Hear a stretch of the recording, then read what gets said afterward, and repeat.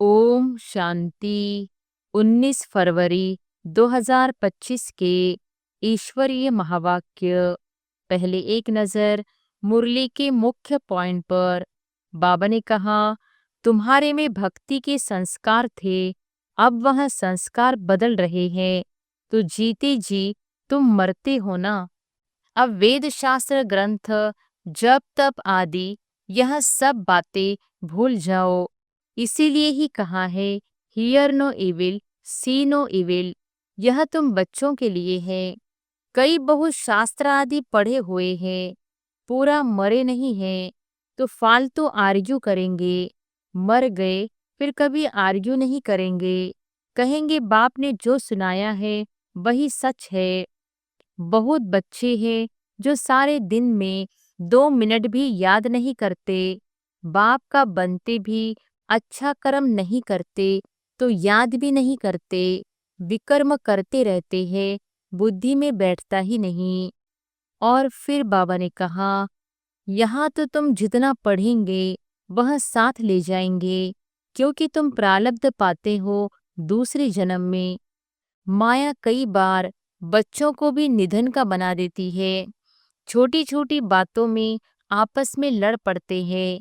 बाप की याद में नहीं रहते तो निधन के हुए ना।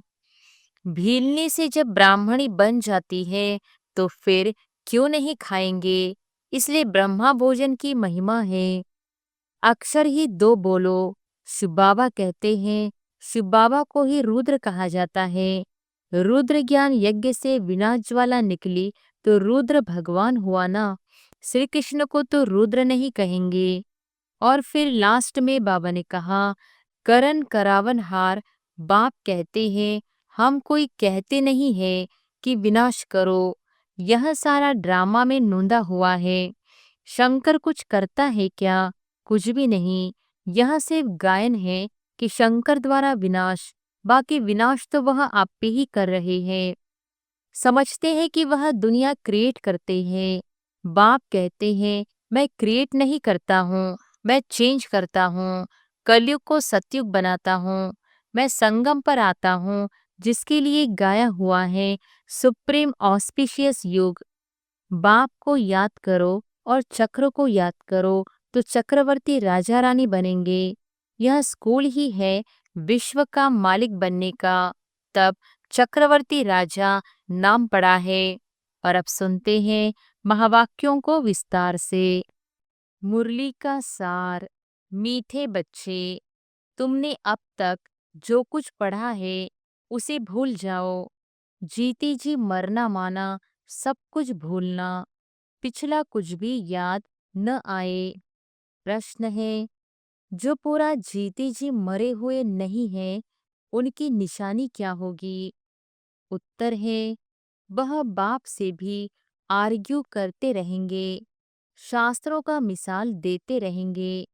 जो पूरा मर गए वह कहेंगे, बाबा जो सुनाते हैं वही सच है। हमने आधा कल्प जो सुना वह झूठ ही था, इसलिए अब उसे मुख पर भी न लाए। बाप ने कहा है, हियर नो इविल। गीत है, ओम नमः शिवाय। ओम शांति।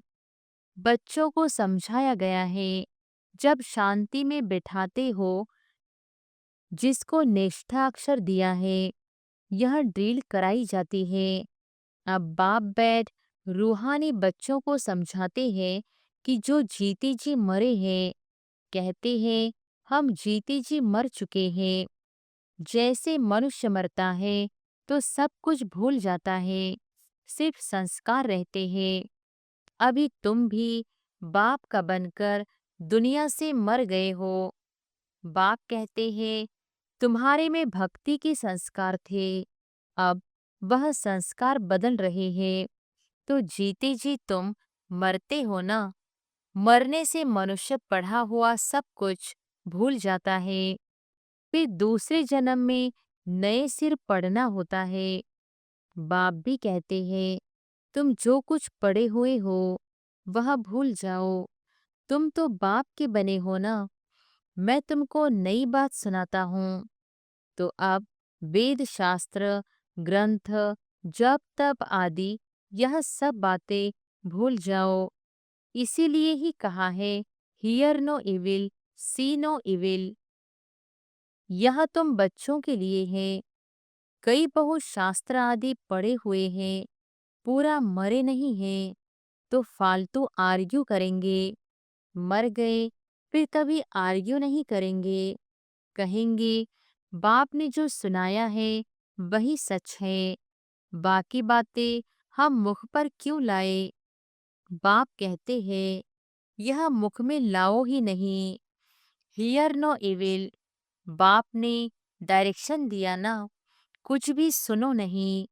बोलो अभी हम ज्ञान सागर के बच्चे बने हैं, तो भक्ति को क्यों याद करें। हम एक भगवान को ही याद करते हैं। बाप ने कहा है भक्ति मार्ग को भूल जाओ। मैं तुमको सहज बात सुनाता हूँ कि मुझ बीज को याद करो तो झाड़ सारा बुद्धि में आ ही जाएगा। तुम्हारी मुख्य है गीता। गीता में ही भगवान की समझानी है। अब यह है नई बातें। नई बात पर हमेशा ज्यादा ध्यान दिया जाता है भी बड़ी सिंपल बात। सबसे बड़ी बात है याद करने की। घड़ी घड़ी कहना पड़ता है मन मना भव। बाप को याद करो। यही बहुत गुह्य बातें हैं, इसमें ही विघ्न पड़ते हैं। बहुत बच्चे हैं जो सारे दिन में 2 मिनट भी याद नहीं करते। बाप का बनते भी अच्छा कर्म नहीं करते तो याद भी नहीं करते। विकर्म करते रहते हैं, बुद्धि में बैठता ही नहीं है, तो कहेंगे यह बाप की आज्ञा का निरादर है, पढ़ नहीं सकेंगे, बहुत ताकत नहीं मिलती। जिस्मानी पढ़ाई से भी बल मिलता है ना। पढ़ाई है सोर्स ऑफ इनकम। शरीर निर्वाह होता है, सो भी अल्पकाल के लिए। कई पढ़ते पढ़ते मर जाते हैं, तो वह पढ़ाई थोड़ी ही साथ ले जाएंगे। दूसरा जन्म ले फिर नए सिर पढ़ना पड़े। यहाँ तो तुम जितना पढ़ेंगे वह साथ ले जाएंगे, क्योंकि तुम प्रारब्ध पाते हो दूसरे जन्म में। बाकी तो वह सब है ही भक्ति मार्ग। क्या क्या चीजें हैं यह कोई नहीं जानते। रूहानी बाप तुम रूहों को बैठ ज्ञान देते हैं। एक ही बार बाप सुप्रीम रूह आकर रूहों को नॉलेज देते हैं, जिससे विश्व के मालिक बन जाते हो। भक्ति मार्ग में स्वर्ग थोड़ी ही होता है। अभी तुम धनी के बने हो। माया कई बार बच्चों को भी निधन का बना देती है। छोटी छोटी बातों में आपस में लड़ पड़ते हैं। बाप की याद में नहीं रहते तो निधन के हुए ना। निधन का बना तो जरूर कुछ न कुछ पाप कर्म कर देंगे। बाप कहते हैं मेरा बनकर मेरा नाम बदनाम न करो। एक दो से बड़ा प्यार से चलो। उल्टा सुल्टा बोलो मत। बाप को ऐसी ऐसी अहिल्याएं, कुब्जाएं, भीलनियों का भी उद्धार करना पड़ता है। कहते हैं भीलनी के बेर खाए। अब ऐसे ही भीलनी के थोड़े ही खा सकते हैं। भीलनी से जब ब्राह्मणी बन जाती है तो फिर क्यों नहीं खाएंगे। इसलिए ब्रह्मा भोजन की महिमा है। शिव बाबा तो खाएंगे नहीं, वह तो अभोक्ता है। बाकी यह रथ तो खाते हैं ना। तुम बच्चों को कोई से आर्ग्यू करने की दरकार नहीं है। हमेशा अपना सेफ साइड रखना चाहिए। अक्षर ही दो बोलो। शिव बाबा कहते हैं शिव बाबा को ही रुद्र कहा जाता है। रुद्र ज्ञान यज्ञ से विनाश ज्वाला निकली तो रुद्र भगवान हुआ ना। श्री कृष्ण को तो रुद्र नहीं कहेंगे। विनाश भी कोई श्री कृष्ण नहीं कराते। बाप ही स्थापना विनाश पालना कराते हैं। खुद कुछ नहीं करते, नहीं तो दोष पड़ जाए। वह है करण करावनहार।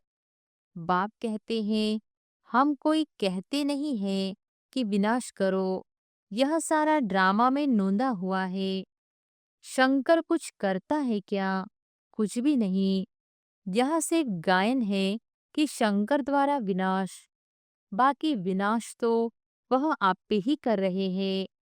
यह अनादि बना हुआ ड्रामा है जो समझाया जाता है। रचयिता बाप को ही सब भूल गए हैं।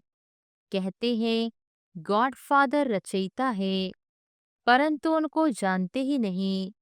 समझते हैं कि वह दुनिया क्रिएट करते हैं। बाप कहते हैं मैं क्रिएट नहीं करता हूँ, मैं चेंज करता हूँ। कलयुग को सतयुग बनाता हूँ। मैं संगम पर आता हूँ, जिसके लिए गाया हुआ है सुप्रीम ऑस्पिशियस युग। भगवान कल्याणकारी है, सबका कल्याण करते हैं, परंतु कैसे और क्या कल्याण करते हैं यह कुछ जानते नहीं। अंग्रेजी में कहते हैं लिबरेटर, गाइड, परंतु उनका अर्थ थोड़ी समझते हैं। कहते हैं भक्ति के बाद भगवान मिलेगा, सद्गति मिलेगी। सर्व की सद्गति तो कोई मनुष्य कर न सके, नहीं तो परमात्मा को पतित पावन सर्व का सद्गति दाता क्यों गाया जाए। बाप को कोई भी जानते नहीं, निधन के हैं। बाप से विपरीत बुद्धि है। अब बाप क्या करे? बाप तो खुद मालिक हैं। उनकी शिव जयंती भी भारत में मनाते हैं। बाप कहते हैं मैं आता हूँ भक्तों को फल देने, आता भी भारत में हूँ। आने के लिए मुझे शरीर तो जरूर चाहिए ना। प्रेरणा से थोड़ी ही कुछ होगा। इनमें प्रवेश कर इनके मुख द्वारा तुमको ज्ञान देता हूँ।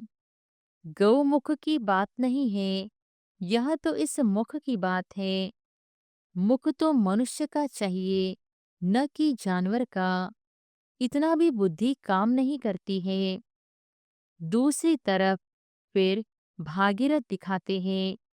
वह कैसे और कब आते हैं जरा भी किसको पता नहीं है।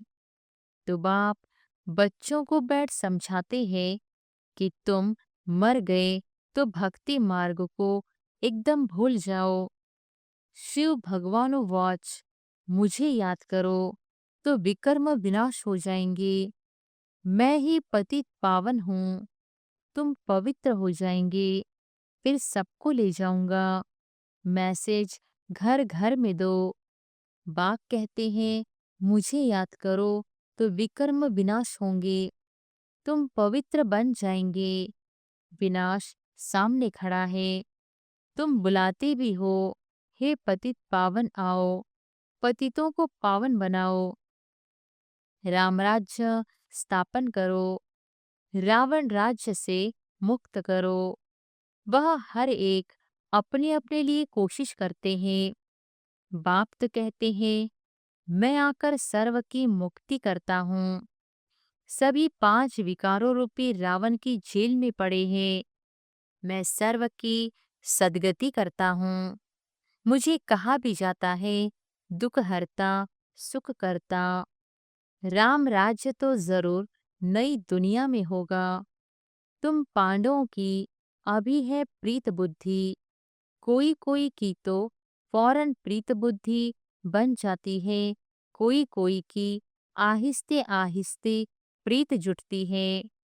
कोई तो कहते हैं बस हम सब कुछ बाप को सरेंडर करते हैं, सिवाय एक के दूसरा कोई रहा ही नहीं। सबका सहारा एक गॉड ही है। कितनी सिंपल बात है। बाप को याद करो और चक्र को याद करो तो चक्रवर्ती राजा रानी बनेंगे। यह स्कूल ही है विश्व का मालिक बनने का। तब चक्रवर्ती राजा नाम पड़ा है। चक्र को जानने से फिर चक्रवर्ती बनते हैं। यह बाप ही समझाते हैं। बाकी आर्ग्यू कुछ भी नहीं करनी है। बोलो भक्ति मार्ग की सब बातें छोड़ो। बाप कहते हैं सिर्फ मुझे याद करो। मूल बात ही यह है। जो तीव्र पुरुषार्थी होते हैं वह जोर से पढ़ाई में लग जाते हैं। जिनको पढ़ाई का शौक होता है वह सवेरे उठकर पढ़ाई करते हैं। भक्ति वाले भी सवेरे उठते हैं। नौधा भक्ति कितनी करते हैं। जब सिर काटने लगते हैं तो साक्षात्कार होता है। यहाँ तो बाबा कहते हैं यह साक्षात्कार भी नुकसानकारक है। साक्षात्कार में जाने से पढ़ाई और योग दोनों बंद हो जाते हैं। टाइम वेस्ट हो जाता है। इसलिए ध्यान आदि का शौक तो बिल्कुल नहीं रखना है। यह भी बड़ी बीमारी है जिससे माया की प्रवेशता हो जाती है। जैसे लड़ाई के समय न्यूज़ सुनाते हैं तो बीच में ऐसी कुछ खराबी कर देते हैं जो कोई सुन न सके। माया भी बहुतों को विघ्न डालती है। बाप को याद करने नहीं देती है। समझा जाता है इनकी तकदीर में विघ्न है। देखा जाता है कि माया की प्रवेशता तो नहीं है। बेकायदे तो नहीं कुछ बोलते हैं तो फिर झट बाबा नीचे उतार देंगे। बहुत मनुष्य कहते हैं हमको सिर्फ साक्षात्कार हो तो इतना सब धन माल आदि हम आपको दे देंगे। बाबा कहते हैं यह तुम अपने पास ही रखो। भगवान को तुम्हारे पैसे की क्या दरकार रखी है। बाप तो जानते हैं इस पुरानी दुनिया में जो कुछ है सब भस्म हो जाएगा। बाबा क्या करेंगे। बाबा पास तो फुरी फुरी बूंद बूंद तालाब हो जाता है। बाप के डायरेक्शन पर चलो। हॉस्पिटल कम यूनिवर्सिटी खोलो जहाँ कोई भी आकर विश्व का मालिक बन सके। 3 पैर पृथ्वी में बैठ तुमको मनुष्य को नर से नारायण बनाना है। परंतु 3 पैर पृथ्वी के भी नहीं मिलते हैं। बाप कहते हैं मैं तुमको सभी वेदों शास्त्रों का सार बताता हूँ। यह शास्त्र है सब भक्ति मार्ग के। बाबा कोई निंदा नहीं करते हैं। यह तो खेल बना हुआ है। यह सिर्फ समझाने के लिए कहा जाता है तो फिर भी खेलना। खेल की हम निंदा नहीं कर सकते हैं। हम कहते हैं ज्ञान सूर्य ज्ञान चंद्रमा तो फिर वह चंद्रमा आदि में जाकर ढूंढते हैं वहां कोई राजें रखी है क्या। जापानी लोग सूर्य को मानते हैं। हम कहते हैं सूर्यवंशी। वहां पे सूर्य की बैठ पूजा करते हैं। सूर्य को पानी देते हैं। तो बाबा ने बच्चों को समझाया है कोई बात में जास्ती आर्ग्यू नहीं करनी है। बात ही एक सुनाओ। बाप कहते हैं माँ में कम याद करो तो पावन बनेंगे। अभी रावण राज्य में सभी पतित हैं परंतु अपने को पतित कोई मानते थोड़ी है। बच्चे तुम्हारी एक आंख में शांति धाम एक आंख में सुख धाम बाकी इस दुखधाम को भूल जाओ। तुम हो चैतन्य लाइट हाउस। अभी प्रदर्शनी में भी नाम रखा है भारत दी लाइट हाउस। लेकिन वह कोई थोड़ी ही समझेंगे। तुम अभी लाइट हाउस हो ना। पोर्ट पर लाइट हाउस स्टीमर को रास्ता बताते हैं। तुम भी सबको रास्ता बताते हो मुक्ति और जीवन मुक्ति धाम का। जब कोई भी प्रदर्शनी में आते हैं तो बहुत प्रेम से बोलो गॉड फादर तो सबका एक है ना। गॉड फादर या परमपिता कहते हैं कि मुझे याद करो तो जरूर मुख द्वारा कहेंगे ना। ब्रह्मा द्वारा स्थापना। हम सब ब्राह्मण ब्राह्मणियां हैं। ब्रह्मा मुख वंशावली। तुम ब्राह्मणों की वह ब्राह्मण भी महिमा गाते हैं ब्राह्मण देवताए नमः। ऊंचे ते ऊंचे है ही एक बाप। वह कहते हैं मैं तुमको ऊंच ते ऊंच राजयोग सिखाता हूँ। जिससे तुम सारे विश्व के मालिक बनते हो। वह राजाई तुमसे कोई छीन न सके। भारत का विश्व पर राज्य था। भारत की कितनी महिमा है, अभी तुम जानते हो कि हम श्रीमत पर यह राज्य स्थापन कर रहे हैं। अच्छा, मीठे मीठे सिकिलधे बच्चों प्रति मात पिता बाप दादा का याद प्यार और गुड मॉर्निंग। रूहानी बाप की रूहानी बच्चों को नमस्ते। धारणा के लिए मुख्य सार। पहली पॉइंट, तीव्र पुरुषार्थी बनने के लिए पढ़ाई का शौक रखना है। सवेरे सवेरे उठकर पढ़ाई पढ़नी है। साक्षात्कार की आश नहीं रखनी है, इसमें भी टाइम वेस्ट जाता है। दूसरी पॉइंट, शांति धाम और सुखधाम को याद करना है। इस दुखधाम को भूल जाना है। किसी से भी आर्ग्यू नहीं करनी है। प्रेम से मुक्ति और जीवन मुक्ति धाम का रास्ता बताना है। वरदान है, सदा सुखों के सागर में लवलीन रहने वाले अंतर्मुखी भव। सदा सुखों के सागर में लवलीन रहने वाले अंतर्मुखी भव। कहा जाता, अंतर्मुखी सदा सुखी। जो बच्चे सदा अंतर्मुखी भव का वरदान प्राप्त कर लेते हैं, वह बाप समान सदा सुख के सागर में लवलीन रहते हैं। सुखदाता के बच्चे स्वयं भी सुखदाता बन जाते हैं। सर्व आत्माओं को सुख का ही खजाना बांटते हैं। तो अब अंतर्मुखी बन ऐसी संपन्न मूर्ति बन जाओ, जो आपके पास कोई भी किसी भी भावना से आए, अपनी भावना संपन्न करके जाए। जैसे बाप के खजाने में अप्राप्त कोई वस्तु नहीं, वैसे आप भी बाप समान भरपूर बनो। स्लोगन है, रूहानी शान में रहो तो कभी भी अभिमान की फीलिंग नहीं आएगी। अव्यक्त इशारे, एकांत प्रिय बनो। एकता और एकाग्रता को अपनाओ। अपने को सदैव अंडरग्राउंड अर्थात अंतर्मुखी बनाने की कोशिश करो। अंडरग्राउंड भी सारी कारोबार चलती है, वैसे अंतर्मुखी होकर भी कार्य कर सकते हैं। अंतर्मुखी होकर के कार्य करने से एक तो विघ्नों से बचाव, दूसरा समय का बचाव, तीसरा संकल्पों का बचाव व बचत हो जाएगी। एकांतवासी भी और साथ साथ रमणीकता भी इतनी ही हो। अच्छा, ओम शांति।